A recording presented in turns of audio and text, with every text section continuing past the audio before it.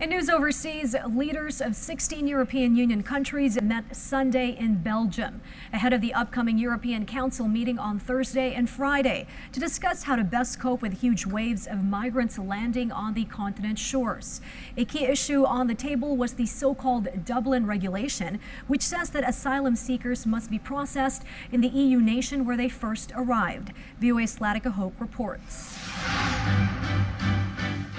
The emergency meeting in Brussels Sunday took place after more than 1,500 migrants arrived on the Spanish shore after being picked up from smugglers' vessels or saved from drowning in the Mediterranean Sea. Spain came to the rescue last week after Italy and Malta refused docking to some of the ships carrying migrants.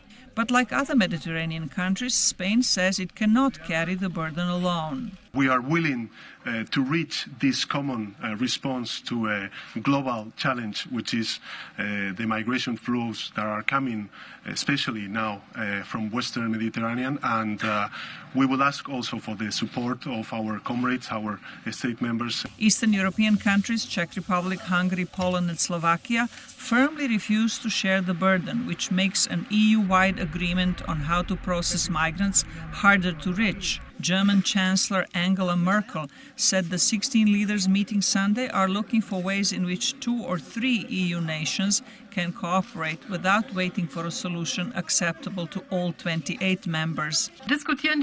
We discussed this here in view of the upcoming European Council meeting on Thursday and Friday, but we know that at the European Council, unfortunately, we will not have a complete solution of the migration issue. That is why there will be bilateral and trilateral agreements on how we can help each other, not always wait for all 28 members, but think about what is important to whom.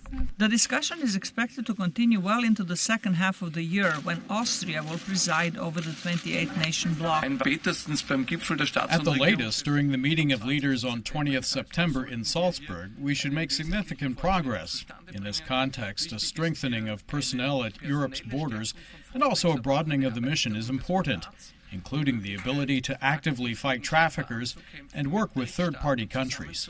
The urgency of the meeting was highlighted as another rescue ship carrying 239 African migrants remained floating Sunday in the Mediterranean Sea after Malta and Italy refused to allow it to dock.